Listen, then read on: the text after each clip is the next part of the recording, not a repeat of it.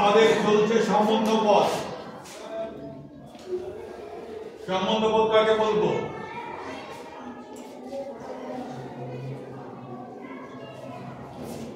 বাক্যে যে পদের ক্রিয়ার সঙ্গে কোনো সম্বন্ধ থাকবে না, যার সঙ্গে র বা এর বিভক্তি যুক্ত হবে তাকে আমরা এবং তার সঙ্গে বাক্যে অন্য কোনো পদের সঙ্গে তার সম্পর্ক থাকবে সেই পদকে আমরা সম্বন্ধ পদ বলবো। এটা আগের দিন চর্চা হয়েছে। তারপরে দ্বিতীয় দিনে সম্বন্ধ পদের কয়েকটা প্রকার আমরা চর্চা করেছি। সেখানে বলেছিলাম যে সম্বন্ধ পদ কয়েক প্রকার। এর উত্তরটা কি বলেছিলাম? হ্যাঁ, এক এক জায়গায় এক এক রকমের বলা আছে। কোথাও 10 প্রকার, কোথাও 12 প্রকার, কোথাও 14 প্রকার। ওই কয়েক প্রকার ওই ঝামেলায় আমাদের যাওয়ার কোনো প্রয়োজন নেই। আমরা শুধু দেখব যে এই সম্বন্ধ পদটার এরকম নামকরণ কেন করা হয়েছে। ওই কারণটা যদি আমরা বুঝতে পারি তাহলে যে কোনো সম্বন্ধ পদ আমাদেরকে দিক না কেন সেটা কি ধরনের সম্বন্ধ পদ আমরা উত্তর দিতে পারব। তো এখন তোমাদের কাছে আমি একটা প্রশ্ন করছি যে সম্বন্ধ পদ কয় প্রকার, এটা করতে গিয়ে আমি এখন 1 2 3 4 5 6 ছটা ভাগ কেন বললাম?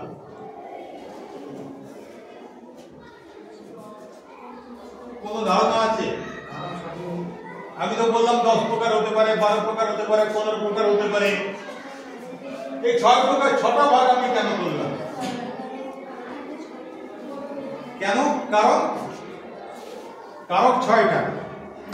কারকের সঙ্গে সম্বন্ধ পদে কি তফাৎ? মানে সম্বন্ধ পদে কি সম্পর্ক? সম্বন্ধ পদ তো কারকই নয়। কিন্তু উত্তরটা সঠিক। উত্তরটা সঠিক। কারক যেহেতু 6 প্রকার তাই আমরা সম্বন্ধ পদকে প্রাথমিকভাবে 6 ভাগে ভাগ করছি। তোমরা এবারে আমাকে প্রশ্ন করবে সম্বন্ধ পদ যদি কারক নয় তাহলে আপনি এভাবে ভাগ করছেন কেন? প্রশ্নটা তোমাদেরকে করতে হবে, মানে তোমাদের মাথায় আসা উচিত।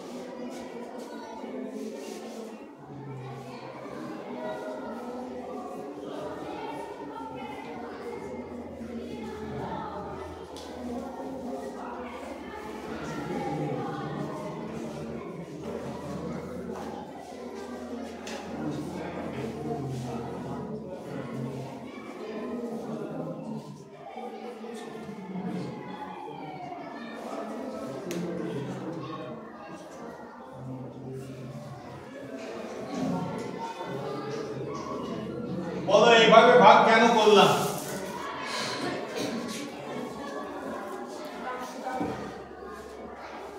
এই প্রশ্নটা তো তোমাদের মাথার মধ্যে আসা উচিত যে সম্বন্ধ পদ যখন কারকই নয় তখন সম্বন্ধ পদের সঙ্গে কারকের নামগুলো কেন জুড়ে দিলাম?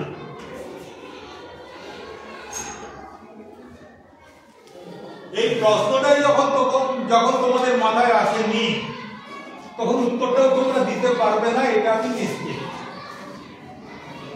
কি কেউ উত্তর দিতে পারবে? কেউ চেষ্টা করবে? আচ্ছা, এবারে বলি কর্তৃকারকের সঙ্গে ক্রিয়াপদের যেরকম সম্পর্ক,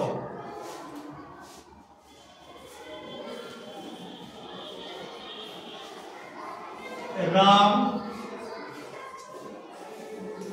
বনে গেল। ক্রিয়া কোনটা? গেল। কর্তা কোনটা? রামের সঙ্গে ক্রিয়ার কি সম্পর্ক? রাম যাচ্ছে, তাই তো? রামের যাওয়া, এই যে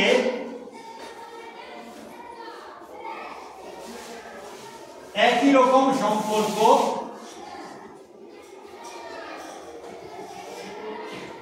এটার মধ্য দিয়ে প্রকাশ হচ্ছে কিনা? একই রকম অর্থ। রাম গেল,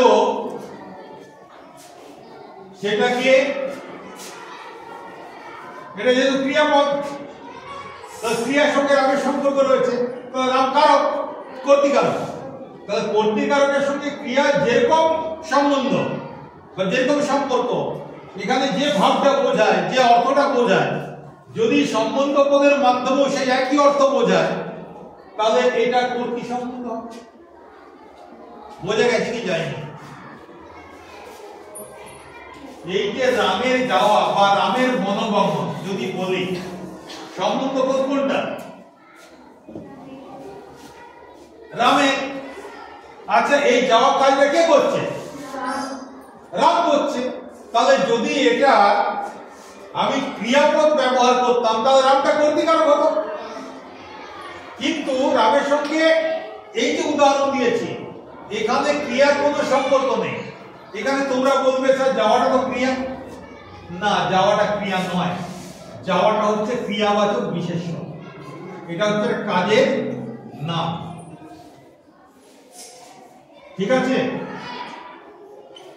যখন কোনো কাজের নাম বোঝায় তখন সেটা হচ্ছে ক্রিয়াবাচক বিশেষ্য। হ্যাঁ, এটার একটা ক্রিয়া চরিত্র আছে, আমরা বলতে পারি আ অন্ত অসমাপিকা ক্রিয়া, কিন্তু এখানে এটা ক্রিয়াবাচক বিশেষ্য। যখন তোমাদেরকে ক্রিয়াবাচক বিশেষ্য পদের উদাহরণ দিতে বলে, তখন তোমরা বলো গমন, শয়ন, চলন। আরে এগুলো সবই তো সংস্কৃত, তৎসম। তাহলে বাংলা ক্রিয়াবাচক বিশেষ্য নাই কি? যাওয়া, খাওয়া, আসা, ওঠা, পড়া, লেখা, এগুলো সবই তো একটা কাজের না, ফলে এগুলো ক্রিয়াবাচক বিশেষ্য। আচ্ছা, এখান থেকেও যদি তোমাদের একটু সমস্যা হয় বুঝতে, ক্রিয়ার সঙ্গে ক্রিয়াবাচক বিশেষ্য পদে, আমি এই বিষয়টাই উড়িয়ে দিচ্ছি, যাওয়াটাই উড়িয়ে দিলাম। আমি এটা লিখলাম রামের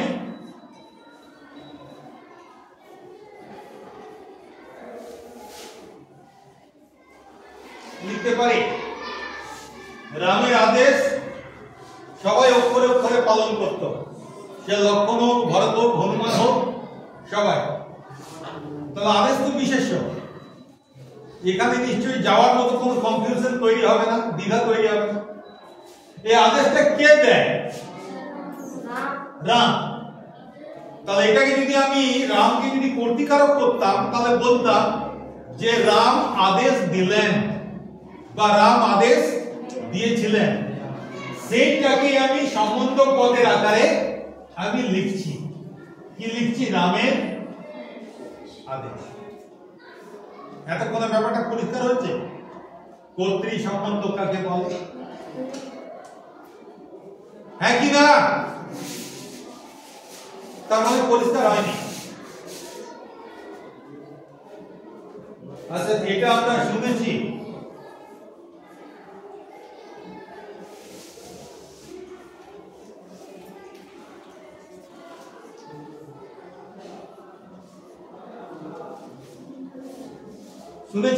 খনার বচন কি? এগুলো কি?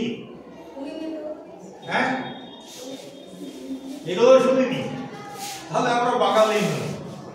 ঠিক আছে, খনার বচন হচ্ছে এমন কিছু পরিবেশের লক্ষণ থেকে এমন কিছু ভবিষ্যৎবাণী করা হয় যেগুলো সাধারণভাবে বলে যায়, এবং সেগুলো মানে হাজার হাজার বছর ধরে আমাদের সমাজে চলে আসছে। অনেকে বলেন যে খনা নামে একজন বিদুষী মহিলা ছিলেন, জ্যোতির্বিদ এবং জ্যোতিষশাস্ত্রী, তিনি নাকি এগুলো বলে গেছেন। তো সেই জন্য নাম হচ্ছে খনার বচন। যদি বর্ষের মাঘের শেষ, ধন্য রাজার পুণ্য দেশ, মানে মাঘ মাসের শেষ দিকে যদি বৃষ্টি হয় সেটা শুভ লক্ষণ। তো আমি বিশ্বাস করি না যে খনা বলে কেউ বলে গেছেন। আমি মনে করি সমাজে আগেকার দিনে কি ছিল, কৃষি প্রধান সমাজ ব্যবস্থা ছিল, আর সন্ধ্যেবেলায় চাষবাস করে ফিরে এসে গায়ের বুড়োরা সব চণ্ডী মণ্ডপে বা আটচালায় বসে আর তারা নিজেদের মধ্যে গল্প গুজব করতেন। তো সেখানে আলোচনার বিষয় কি থাকতো? নিশ্চয়ই সিনেমা থিয়েটার থাকতো না, টিভি সিরিয়াল থাকতো না, কোন নায়কের দুটো বিয়া, হ্যাঁ কোন নায়িকার একটা বিয়া গোপন করা আছে, আবার পরে আরেকটা বিয়া করছে, এইসব ব্যাপারগুলো নিশ্চয়ই হতো না। তখন মূলত গ্রাম জীবন এবং কৃষি এই দুটো নিয়ে চর্চা হতো, ঠিক আছে? তো তাদের চর্চার মাধ্যমে তাদের যে অভিজ্ঞতা সেগুলো উঠে আসতো, আর সেগুলোই বংশ পরম্পরায় সঞ্চারিত হতো। সেগুলোই পরবর্তীকালে খনার বচন, ডাকপুরুষের কথা এইসব নাম দিয়ে আমাদের কাছে এসে পৌঁছেছে। এটা আমার বিশ্বাস, সত্যি নাও হতে পারে। আমি যা বলবো সবই যে তোমাদেরকে বিশ্বাস করতে হবে অন্ধের মতো, এটা কোনো কথা নয়।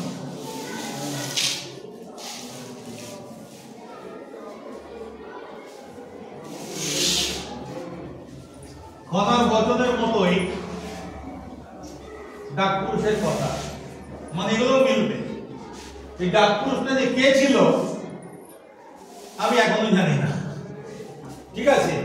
তবে হরপ্রসাদ শাস্ত্রী প্রথম যে মানে বাংলা ভাষার প্রথম সাহিত্যিক নিদর্শন হচ্ছে চর্যাপদ। ওই চর্যাপদের মধ্যে মানে যে পুঁথিটা আবিষ্কার করেছিলেন নেপাল থেকে, তার মধ্যে ডাকার্ণব নামে একটা বইও ছিল। উনি হচ্ছেন ডাকপুরুষ। ওই বিষয়ে আমার যাওয়ার দরকার নেই। এখানে সম্বন্ধ পদ কোনটা ডাকপুরুষের কথার মধ্যে? ডাকপুরুষের কি করে চিনলাম যে এটা এর বিভক্তি রয়েছে? কর্তৃ সম্বন্ধ কেন? কারণ যে কথাগুলো আমরা পড়ছি আমাদের কাছে এসেছে, আমরা শুনছি, সেগুলো ডাকপুরুষই বলেছিলেন, মানে ওটার কর্তা হচ্ছে উনি। সেই জন্য এটা হচ্ছে কর্তৃ সম্বন্ধ। বোঝা গেল? কে কে বুঝেছে? হাত তোলো দেখে। কেউ কেউ হাত তুলে সামনে দেখছে যে আর কেউ তুলেছে কিনা দেখি, ঠিক আছে? তাহলে নামিয়ে নেবো। খুব সুন্দর, অনেকেই বুঝেছো। এরপরে কর্ম সম্বন্ধটাই যখন যাবো আর অনেকগুলো হাত উঠবে, তোমরা হাত নামাও। তাহলে কর্তৃ সম্বন্ধের একটা উদাহরণ, কর্তৃ সম্বন্ধের একটা উদাহরণ লিখে রাখি, সুবিধা হবে।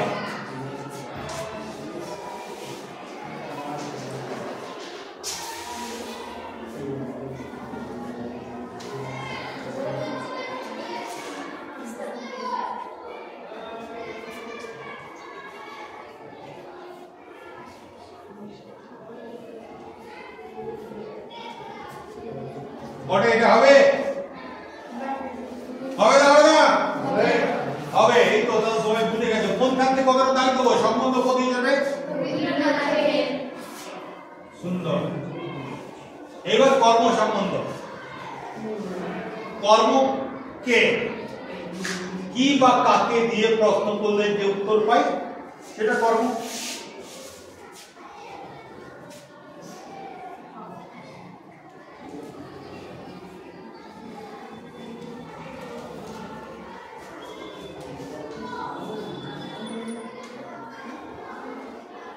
প্রভুর সেবা করলাম, তার মানে কি?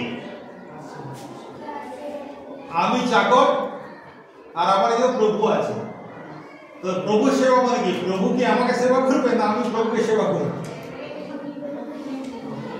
আমি প্রভুকে সেবা করব।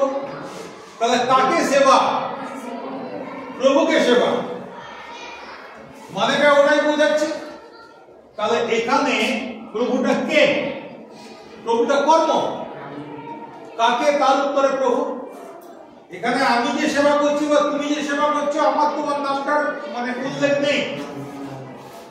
আমরা উজ্জ আছি, যে সেবা করছে সে উজ্জ, মানে কর্তা উজ্জ আছে, যাকে সেবা করছে তার কথা বলা আছে। তাহলে যাকে করা হয় সে হচ্ছে কর্ম। তাহলে এটা হলো কর্ম সম্বন্ধ। কতটা দাগ দিয়েছি? শুধু প্রভু এইখান থেকে কেটে দিতে হবে দাগটা, তাই তো?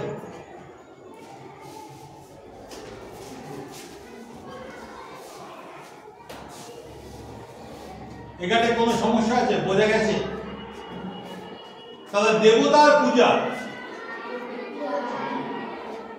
দেবতা কে পূজা করছে সেটা বলা নেই, কিন্তু কাকে পুজো করছে সেটা কিন্তু এর মধ্যে বলা আছে। তাহলে দেবতার পুজো সেটাও কিন্তু হবে সম্বন্ধপদ কোনখান থেকে কতটুকু? দেবতার।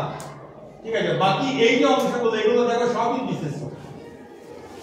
এবার আগের দিন বলেছিলাম যে বিশেষের আগে বিশেষণ থাকতে পারে, বলেছিলাম কিনা? কিন্তু বিশেষ্য থাকবে। যেমন ধরো আমি যদি লিখি রবীন্দ্রনাথের সুন্দর কবিতা, কবিতার আগে বিশেষণ।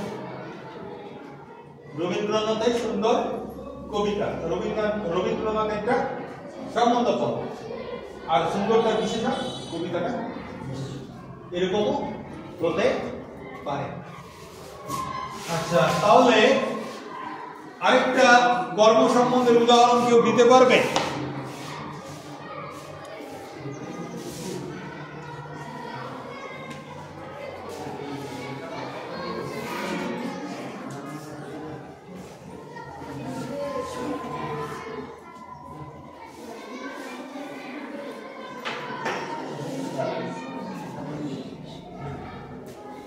সাধু দর্শন। আমি সাধু দর্শন করছি, তার মানে সাধু আমাকে দেখছেন, আমি সাধুকে দেখছি। আমি সাধু দর্শন করছি, আমি সাধুর দর্শন করছি, আমি কর্তা, যাকে দর্শন করছি সেকে সাধু। তো তাহলে সাধুটা হচ্ছে সম্বন্ধ পদ। কি করে বুঝলাম যে এটা সম্বন্ধ পদ? চেহারা দেখে বল। যেহেতু রবিভক্তি যোগ আছে। তাহলে এবার করণ সম্বন্ধ বলতে পারবে? উদাহরণ মানে দ্বারা দিয়ে বোঝালে করণ হয়।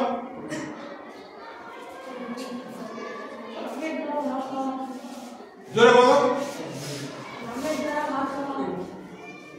তাহলে রামের না, রাম তো কর্তা হয়ে যাচ্ছে, সেখানে রাম কর্তা হয়ে যাচ্ছে। করণ হতে গেলে কোনো যন্ত্রপাতি হতে হবে, মানে রামের দ্বারা ভাত খাওয়া নয়, রামের মুখের দ্বারা যদি ভাত খাওয়া হয় সেক্ষেত্রে করণ হতে পারে, কারণ খাচ্ছে মুখ দিয়ে।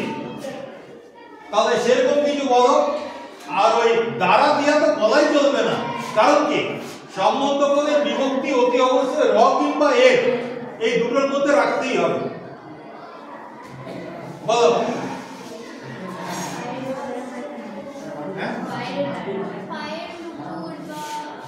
না, দ্বারা দেয়া চলবে না। আরে দিয়ে মানে তো দ্বারা। আরে বাবা, খুব সহজ রে বাবা, তোমরা সবাই করো এটা। এখন করো কিনা জানি না, ছোটবেলায় এটা প্রত্যেকদিন অভ্যাস করতে। আর এখন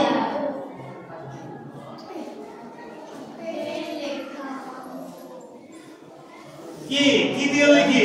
পা দিয়ে, হাত দিয়ে। তো আমি যখন বলি ওর হাতের লেখাটা বেশ সুন্দর, ওর হাতের লেখাটা বেশ সুন্দর, তো হাতের লেখা, এই হাতের কথাটার সঙ্গে ক্রিয়ার কি কোনো সম্পর্ক আছে? নেই তো। কিন্তু এর মানেটা কি? ও তো হাত দিয়ে লিখেছে। তাহলে হাতটা একটা ইনস্ট্রুমেন্ট, হাতটা একটা যন্ত্র যেটা দিয়ে আমরা কাজ করি। তাহলে হাতের লেখার মধ্যে সম্বন্ধবোধ কোনটা? হাতে। আর কি বলো? আমি একটা করে ধরে দেবো, বাকি তো তোমাদের বলা উচিত।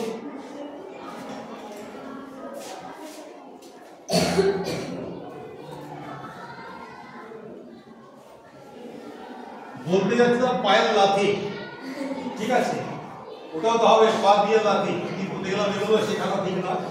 হ্যাঁ, তোমাদের যা বয়স শুধু লাথি ছুটতে শুরু করবে।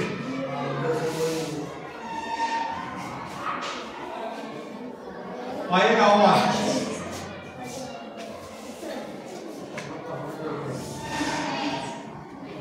আওয়াজটা কি করে হয়? পা দিয়ে। তোমরা চুপি চুপি এখানে কত কুকীর্তি করছো, আর হঠাৎ আমি বাইরে একটু দূরের থেকে আসছি, তোমাদের কান কিন্তু খাড়া আছে। হ্যাঁ, ওই আমার পায়ের আওয়াজ শুনে ওই সারাস করে। হ্যাঁ, তো এই যে আওয়াজটা হচ্ছে পা দিয়ে, পা দিয়ে।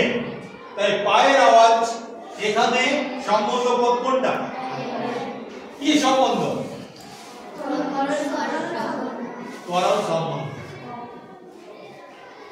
এবারে বলো কে কে বুঝতে পেরেছো, হাত তোলো তো। মেয়েরা একদম 100%। ছেলেরা কে কে বুঝতে পেরেছো, হাত তোলো। উজ্জ্বল, শুভম, আর কই? আর হাত উঠছে না, মানে আমরা বোঝার চেষ্টা করছি না, আমাদের চেষ্টা নেই নাকি?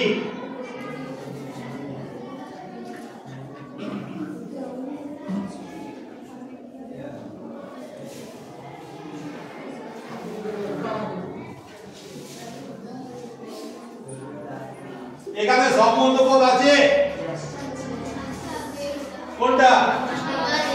কি সম্বন্ধ?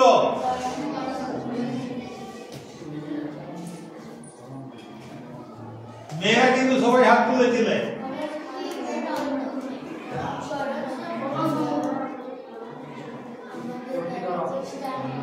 চেষ্টাটা কে করছে? তাই যে করে সে কি হয়? কর্তা। তাহলে এটা কি সম্বন্ধ? কর্তৃ সম্বন্ধ। কি বোঝা গেল? এবার ছেলেরা হাত তোলো, কে কে বুঝতে পেরেছো? উজ্জ্বল আর শুভম বাদ দিয়ে। আরেকটি উঠেছে, দুটি, সুন্দর। 2 থেকে 4 হলো। এরপর নিমিত্ত সম্বন্ধ। নিমিত্ত সম্বন্ধ। তোমরা তো সেদিন এক্সকারশন থেকে ফেরার সময় ভীষণ দারুণ দারুণ গানে নাচ করছিলে এবং গানও গাইছিলে। এই গানটা কি কিশোর কুমারে আমার পূজার ফুল ভালোবাসার হয়ে গেছে, তুমি যেন ভুল বোঝো না। আচ্ছা ঠিক আছে, জানার দরকার নেই।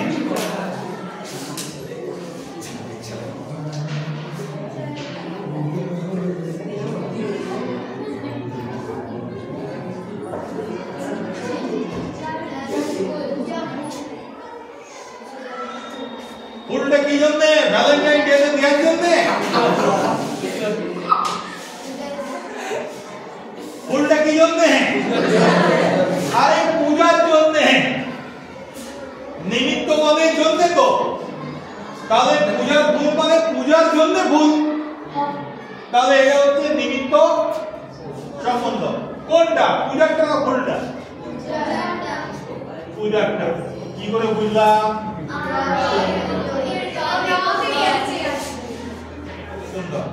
তাহলে বোঝা গেছে কি?